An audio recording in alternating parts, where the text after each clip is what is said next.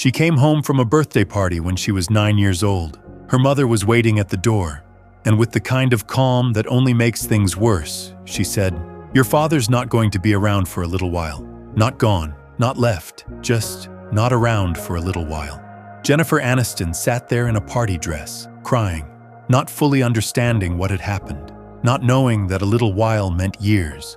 "I don't remember anything other than it being odd that all of a sudden my father wasn't there," she said later. And he was gone for a while. Her name was Jennifer Joanna Aniston, and what happened to her over the next 5 decades? The abandoned girl who became the most famous woman on television, who had her heart broken in front of the entire world, who spent years secretly trying to become a mother while everyone assumed she just didn't want to be one, goes so much deeper than Rachel Green. Let's go back to the beginning. February 11th, 1969, Sherman Oaks, California. Jennifer was born to 2 actors. Her father, John Aniston, a Greek-born soap opera star. Her mother, Nancy Dow, a model and actress who carried the particular wound of a woman who had spent her whole life being judged on her appearance. That wound would be passed down. The family moved to New York. For a while, there was a version of normalcy, but the marriage was fracturing. By 1980, it was over. John left, and 9-year-old Jennifer was alone in a New York apartment with a mother who was not built for the softness that grief required. Nancy Dow loved her daughter. That matters, but she expressed love through the only language she knew, the language of presentation, of appearance, of how things looked. Jennifer was not the daughter Nancy had imagined. She was messier than that, more herself. She was a model, and she was all about presentation, Jennifer said. "I did not come out the model child she'd hoped for. This little girl just wanting to be seen and wanting to be loved by a mom who was too occupied with things that didn't quite matter. A little girl, just wanting to be seen." There was a moment Jennifer never forgot. She raised her voice to her mother once, a rare act of rebellion. She screamed back, and her mother looked at her and burst out laughing. Not cruel laughter, just a woman who had never processed her own pain, looking at her daughter's pain and finding it incomprehensible. "It was like a punch in my stomach," Jennifer said. She learned that day to keep the pain inside. It would take decades of therapy to let it out again. She attended the Rudolf Steiner School in New York, a creative school that made room for children who didn't fit conventional boxes. And here's something most people don't know. She had dyslexia, undiagnosed for years. She sat in classrooms watching other students absorb words from pages that scrambled themselves in front of her eyes and told herself what children always do. "I must just not be smart enough." Until a teacher looked at her work differently and suggested she might be seeing the world in a way that had a name. When she was finally diagnosed, something shifted. Not fixed, but named. She threw herself into the drama club, and there, in the space of other people's stories, she discovered she could be seen without being evaluated. She enrolled in Manhattan's LaGuardia High School of Music and the Arts, the Fame School, where her gift for performance began to take shape. But drama school didn't guarantee anything. She moved to Los Angeles. She auditioned. She got rejected. She was told by an actual industry professional, to her actual face, that she was not pretty enough to be on TV. The girl whose mother had spent her childhood telling her to put her face on was now being told her face wasn't enough.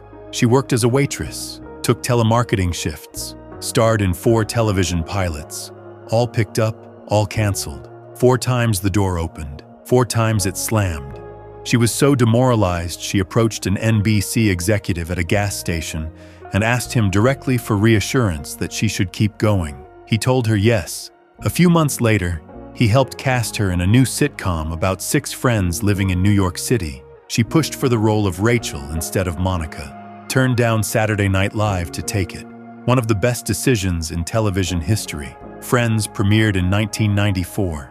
Within 1 season, Jennifer Aniston was no longer a struggling actress eating rejection for breakfast. She was Rachel Green. Her haircut became so iconic that hairdressers across the world received a name for it. The Rachel. Women brought pictures of her into salons the way people bring reference photos for tattoos. She won the Emmy, the Golden Globe, the SAG Award. The girl told she wasn't pretty enough was now setting the standard for what pretty looked like. But here's what nobody knew. While she was delivering punchlines and being loved by tens of millions every Thursday night, her personal life was quietly shattering in ways the cameras never captured.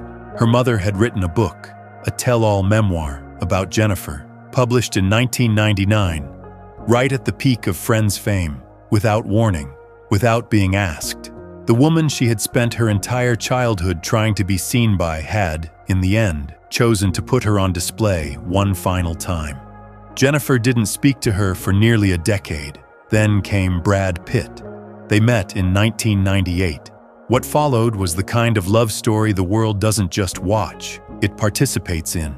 The 2000 Malibu wedding. The photographs that looked designed by someone whose job was to define what happiness looks like. Hollywood's golden couple. And behind the photographs, a marriage that was real and complicated and private in ways the world refused to allow. Because here is the truth Jennifer Aniston spent years unable to tell. The secret she finally revealed in 2022. She had been trying to have a baby through the entire marriage, quietly, privately, desperately. I was going through IVF, drinking Chinese teas, you name it, she said. I was throwing everything at it. IVF, failed cycles, hope and loss and hope again, in private. Then, in January 2005, the announcement. They were separating. And within months, news broke that Brad had begun a relationship with Angelina Jolie, a woman who was already a mother, who would go on to have more children with him. What followed was one of the cruelest things the media has ever done to a woman. America divided into teams. Team Aniston, Team Jolie. T-shirts were printed, as if the end of a marriage was a sporting event, as if the woman at the center wasn't quietly dealing with the double grief of a failed marriage, and years of failed fertility treatments nobody even knew about. The narrative that I was just selfish, she said later. God forbid a woman is successful and doesn't have a child. The reason my husband left me was because I wouldn't give him a kid. It was absolute lies that the world believed for 20 years. Because she was too dignified to correct them in the moment. She kept working. She kept showing up. Cake arrived. A film where she played a woman in chronic pain with a stillness that silenced every critic who had dismissed her as a rom-com decoration, a Golden Globe nomination. A reminder that she could really, genuinely act. She married again. Justin Theroux, 2015. Separated 2017. Divorced 2018. And still the world watched and speculated and assumed. Then came the grief with no cameras ready for it. Her mother, the woman she had spent years estranged from, the woman she had slowly, carefully begun rebuilding a relationship with, suffered 2 strokes. They had reconciled. Baby steps, Jennifer called it. In May 2016, Nancy Dow died at 79, the mother she had never fully had. The relationship she had spent a lifetime trying to fix, gone before it could be everything she had hoped. Some griefs are too particular for words. October 28, 2023. Her phone rang. Matthew Perry, Chandler Bing, one of her closest friends for 30 years, was gone, found at home. He was 54. It was so alarming and shocking, yet not shocking, she said. He wanted happiness more than anything. It makes me sad that he never really achieved that, because he deserved it. She and the Friends cast had always said it to each other, a private fear they carried like a stone. I hope I never get that phone call. She got the phone call. Today, Jennifer Aniston is 56 years old. She stars in The Morning Show, a drama about the hidden cost of being a woman in the public eye, a subject she knows something about. She launched Lolavai. She built her production company. She has spoken with finality about the children she didn't have. No bitterness, no performance of grief. The ship has sailed, and I am at peace with that. She has her dogs. She has Courtney Cox, Lisa Kudrow, the cast who became the family life didn't fully give her. She has the therapy she has openly championed as one of the great tools of her life. She has her father back, or she had him, until November 2022, when John Aniston died at 89 years old. She called him one of the most beautiful humans she ever knew. The father who disappeared when she was 9, the man she spent decades finding her way back to. Gone, but not before she stood up in front of the world, handed him his Daytime Emmy Lifetime Achievement Award, and called him her dad. She gave him that, and he knew it. So, what happened to Jennifer Aniston? A 9-year-old girl came home from a birthday party and discovered her father was gone. She grew up with a mother who loved her in the only language she knew, which wasn't always the language the daughter needed. She was told she wasn't pretty enough for television. She was told she wasn't smart enough until someone named what was actually happening. She got friends.